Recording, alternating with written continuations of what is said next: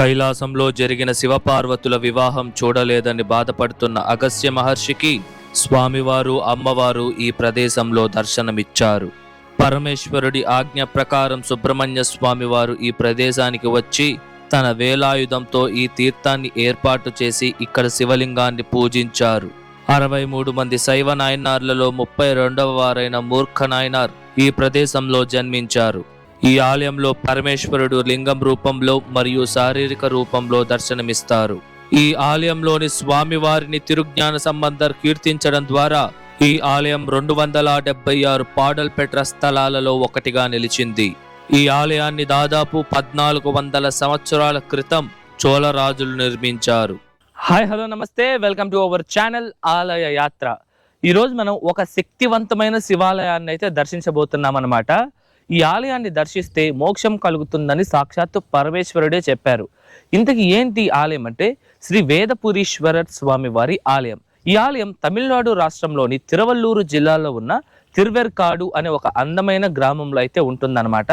మనకి Chennai central railway station నుంచి 20 kilometres దూరంలో చెన్నై తామరం బస్ స్టాండ్ నుండి మీకు ఈ ఆలయానికి బస్ నెంబర్ 111 అయితే ఈ ఆలయానికి అయితే చేరుకోవచ్చు. ఈ ఆలయం తగలక లొకేషన్ కూడా నేను మీకు డిస్క్రిప్షన్ లో ఇచ్చాను, చెక్ చేయండి. వీడియో లైక్ చేసి స్టార్ట్ చేయండి. మన ఛానల్ ఏమైనా సబ్స్క్రైబ్ చేసుకోకుండా ఉంటే సబ్స్క్రైబ్ చేసుకోండి. ముందుగా ఈ ఆలయం యొక్క టైమింగ్స్ విషయానికి వస్తే ఈ ఆలయం ప్రతిరోజు ఉదయం 7 నుండి మధ్యాహ్నం 12:30 వరకు, తిరిగి సాయంత్రం 5 నుండి రాత్రి 8:30 వరకు భక్తులకి అందుబాటులో ఉంటుంది. ఇప్పుడు రండి మనం ఈ ఆలయం లోపలికి వెళ్ళి ఈ ఆలయం యొక్క పూర్తి స్థల పురాణం అయితే తెలుసుకుందాం.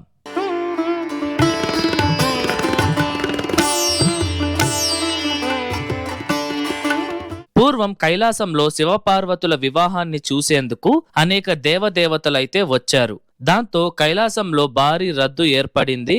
ఆ ఒక్క దేవదేవతల బరువును మోయలేక భూమి ఒకవైపుగా ఒరిగిపోయింది.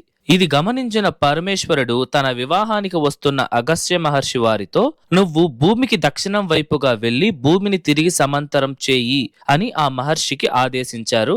అగస్త్య మహర్షి కూడా స్వామివారి ఆదేశం మేరకు దక్షిణం వైపుగా వచ్చి భూమిని తిరిగి యథాస్థితిలో అమర్చారు. ఈ పనికి పరమేశ్వరుడు అగస్త్య మహర్షిని ఎందుకు ఎంచుకున్నారు అంటే, మొదట ఈయన ఒక సాధారణ మహర్షి అయితే కాదు, ఈయనకి చాలా శక్తులు ఉన్నాయి మరియు మహర్షులలో ఈయన అత్యంత శక్తివంతమైన మహర్షిగా పరిగణిస్తారు. ఈ అగస్త్య మహర్షికి ఉన్న శక్తులు ఏంటంటే, ఈయన పర్వతాలను అదుపు చేయగలరు, అలాగే ఒక మహాసముద్రంలో ఉన్న నీటిని ఒకేసారిగా తాగేయగలరు మరియు రాక్షసులను కూడా సంహరించగలరు అన్నమాట. ఈ అగస్త్య మహర్షి ఇంత శక్తివంతుడు కనుకే పరమేశ్వరుడు ఈయనని ఎంచుకున్నారు. అగస్త్య మహర్షి భూమిని సమాంతరం చేయడం కొరకు ఈ ప్రదేశం నుండి వెళుతూ ఉండంగా కైలాసంలో శివపార్వతులకి వివాహం అయిపోతుంది. దాంతో అగస్త్య మహర్షి ఆ వివాహాన్ని చూడలేదని బాధపడుతున్న సమయంలో పరమేశ్వరుడు పార్వతీదేవి అమ్మవారితో సహా కళ్యాణ కోలంలో ఈ ప్రదేశంలో అగస్త్య మహర్షికి దర్శనమిచ్చారు. ఇందుచేతే ఈ ఆలయంలో పరమేశ్వరుడు శివలింగం రూపంలో మరియు శారీరక రూపంలో దర్శనమిస్తారు. ఈ ఆలయ గర్భాలయంలో స్వామివారు పార్వతీదేవి అమ్మవారితో కళ్యాణ కోలంలో కూర్చున్న భంగిమలో దర్శనమిస్తారు. స్వామివారి శారీరక రూపం ముందరే శివలింగం కూడా ఉంటుంది. ఇక్కడ స్వామివారిని వేదపురీశ్వరుగా పూజిస్తారు. ఇక్కడ స్వామివారు కళ్యాణ రూపంలో ఉన్నందున స్వామివారిని పూజించడం ద్వారా వివాహ సంబంధిత ఆటంకాలు తొలగిపోతాయని భక్తుల యొక్క ప్రగాఢ నమ్మకం. అలాగే పూర్వం 4 వేదాలు వేలా వృక్షాల రూపంలో ఇక్కడ స్వామివారిని పూజించాయి. ఇందుచేతే ఈ గ్రామానికి తిరువేర్కాడు అని పేరు వచ్చింది. తమిళంలో వేరల్ అంటే వేలా వృక్షమని, కాడు అంటే అడవి అని అర్థం అన్నమాట. పూర్వం ఈ ప్రదేశం వేలా చెట్ల యొక్క అడవిగా ఉండేదన్నమాట. ఈ ఆలయంలోని మరొక పురాణం ప్రకారం పూర్వం ఒకసారి సుబ్రహ్మణ్య స్వామి వేదాలలో ఉన్న ప్రణవ మంత్రానికి అర్థం తెలియక బ్రహ్మదేవుడిని అడిగారు. దానికి బ్రహ్మదేవుడు ఆ మంత్రం యొక్క అర్థాన్ని చెప్పలేకపోయారు. అప్పుడు సుబ్రహ్మణ్య స్వామి వారు బ్రహ్మదేవుడిని బంధించారు. దీనివల్ల సృష్టి కార్యాలైతే ఆగిపోయాయి. అప్పుడు దేవతలందరూ పరమేశ్వరుణ్ణి విన్నపించగా మహాశివుడు నందీశ్వరుణ్ణి పంపించి బ్రహ్మదేవుణ్ణి విడుదల చేయమని ఆదేశించారు. కానీ సుబ్రహ్మణ్య స్వామి వారు నంది మాట కూడా వినలేదు. ఇక పరమేశ్వరుడే స్వయంగా సుబ్రహ్మణ్య స్వామి వారి వద్దకు వచ్చి బ్రహ్మదేవుణ్ణి బంధించడం వలన ఆగిపోయిన సృష్టి కార్యాలను వివరించి బ్రహ్మదేవుణ్ణి విడుదల చేపించారు. అప్పుడు మహాశివుడు సుబ్రహ్మణ్య స్వామి వారితో, ఇలా నువ్వు బ్రహ్మదేవుణ్ణి బంధించడం ద్వారా నీకు పాపం చుట్టుకుంటుంది. ఆ పాపం నుండి విముక్తి పొందాలి అంటే నువ్వు ఈ ప్రదేశానికి వచ్చి నన్ను పూజించు అని చెప్పగా, తన తండ్రి ఆదేశం మేరకు సుబ్రహ్మణ్య స్వామి వారు ఈ ప్రదేశానికి వచ్చి తన వేలాయుధంతో ఈ తీర్థాన్ని సృష్టించి ఇక్కడ శివలింగాన్ని పూజించి ఆ పాపం నుండి విముక్తి పొందారు. ఈ ఆలయంలో సుబ్రహ్మణ్య స్వామి వారికి ప్రత్యేకంగా మందిరం కూడా ఉంది. ఇలా సుబ్రహ్మణ్య స్వామి వారి ముందు శివలింగం ఉండడం చాలా అరుదు. ఇది ఈ ఆలయంలో ఉండడం ఈ ఆలయం యొక్క ప్రత్యేకత. ఈ ఆలయంలోని సుబ్రహ్మణ్య స్వామి వారిని అరుణగిరి నాథర్ తన తిరుప్పుగళ్ళలో కీర్తించారు. అలాగే ఒకసారి వినాయకుడు క్షీరసాగర మదనంలో ఆడుకుంటూ ఉండంగా ఆ దృశ్యాలను శ్రీ మహావిష్ణువు వారు చూస్తూ ఉండగా తన చేతిలోని శంఖం జారి సముద్రంలోకి పడిపోయింది. ఆ శంఖాన్ని తిరిగి పొందేందుకు మహావిష్ణువు ఈ ఆలయంలో శివలింగాన్ని పూజించి ఆ ఒక శంఖాన్ని అయితే తిరిగి పొందారన్నమాట. అలాగే శ్రీ మహావిష్ణువు వారితో పాటు ఆదిశేషువు కూడా ఈ ప్రదేశంలో శివలింగాన్ని ఆరాధించారు. అలాగే ఆదిశేషువు ఈ ప్రదేశంలో నివసిస్తున్న వారిని కాటువేయనని స్వామివారికి వాగ్దానం చేశారు. ఆ రోజు నుండి ఇప్పటి వరకు ఈ గ్రామంలో ఎవ్వరూ పాము కాటుతో మరణించలేదు. ఇందువల్లే ఈ ప్రదేశానికి విదం తిండపతి అని పేరు వచ్చింది.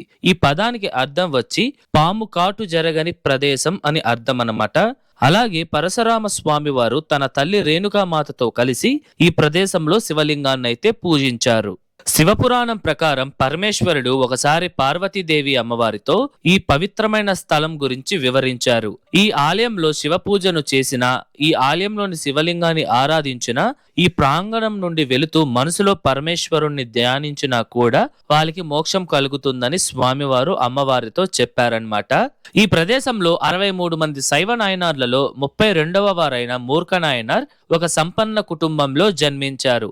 ఈయన చిన్నప్పటి నుండే గొప్ప శివభక్తుడనమాట. ఈయన తన సొంత డబ్బుతో ఎప్పుడు శివభక్తులకి అన్ని రకాల భోజనాలను పెట్టేవారు. దాని కారణంగా తన మొత్తం డబ్బును ఖర్చు చేసేసేవారనమాట.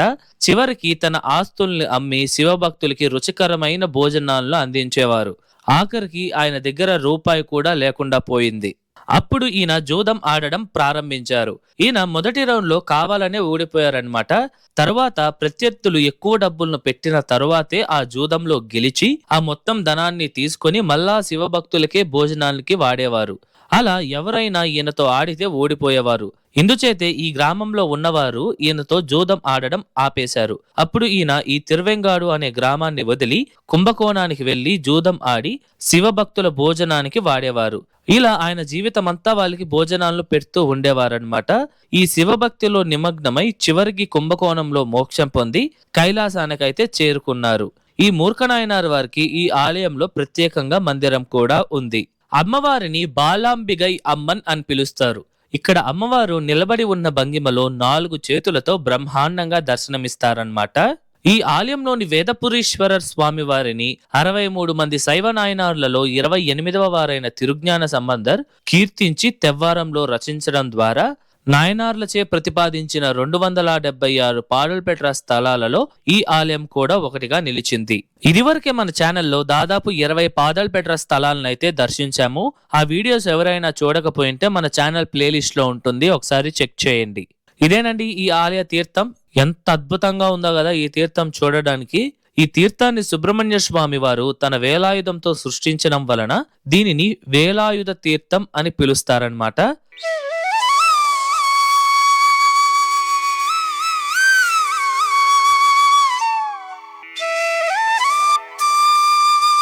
ఇప్పుడు మనం ఈ ఆలయం యొక్క పూర్తి నిర్మాణ చరిత్రను తెలుసుకుందాం. ఈ ఆలయాన్ని 7వ శతాబ్దంలో అనగా దాదాపు 1400 సంవత్సరాల క్రితం చోళరాజులైతే నిర్మించారు. ఈ ఆలయం మొదట్లోనే 5 అంతస్తుల ప్రధాన రాజగోపురం కనిపిస్తుంది. ఈ గోపురం పైన మనం ఎన్నో అద్భుతమైన శిల్పాలనైతే చూడవచ్చు. ఇక్కడే మనకి వినాయకుడు, సుబ్రహ్మణ్య స్వామి మరియు శివపార్వతుల యొక్క విగ్రహాలు ఎంతో అద్భుతంగా కనిపిస్తాయి. ఈ ఆలయంలో దాదాపు 11 శాసనాలు ఉన్నాయి. అవి కాలక్రమేణా అరిగిపోవడంతో ఇప్పుడు చదవడానికి కూడా వీలు లేకుండా పోయింది. ఈ ఆలయంలోని ఒక శాసనం ప్రకారం ఈ బ్రహ్మాండమైన ఈ ఆలయాన్ని 12వ శతాబ్దంలో కులోత్తుంగ చోళ అభివృద్ధి చేశారు. ఇదండి ఇవాళ వీడియో ఎలా ఉంది, నచ్చిందా? ఐ హోప్ ఈ ఆలయం తాలూకా పూర్తి చరిత్ర మీకు అర్థమయ్యేలా చెప్పాను అనుకుంటున్నాను. మీకు ఎటువంటి డౌట్స్ ఉన్నా సరే మర్చిపోకుండా కమెంట్స్లో తెలియజేయండి, నేను మీకు పక్కా రిప్లై ఇస్తాను. అలాగే ఈ వీడియోకి ముందు మన ఛానల్లో కాంచీపురంలోని సెవిలిమేడు అనే గ్రామంలో ఉన్న శ్రీ లక్ష్మీ నరసింహస్వామి వారి ఆలయాన్ని, అలాగే కూరం అనే ప్రదేశంలో సాక్షాత్తు కూర్మత్తాల్వార్ జన్మించిన ఆ ఒక పుణ్యస్థలాన్ని కూడా మనం దర్శించాము. ఈ 2 వీడియోస్ తాలూకు లింక్స్ నేను మీకు డిస్క్రిప్షన్లో ఇచ్చుంటాను, చెక్ చేయండి. ఈ వీడియో ఎలా ఉంది, నచ్చితే లైక్ చేయండి, మీ ఫ్రెండ్స్ అండ్ ఫ్యామిలీస్కి షేర్ చేయండి, అండ్ దయచేసి మన ఛానల్ని సబ్స్క్రైబ్ చేసుకోండి. మరొక అద్భుతమైన ఆలయం వీడియోతో మీ ముందరికి వస్తా. అంతవరకు మీ శివ వరప్రసాద్ సైనింగ్ ఆఫ్.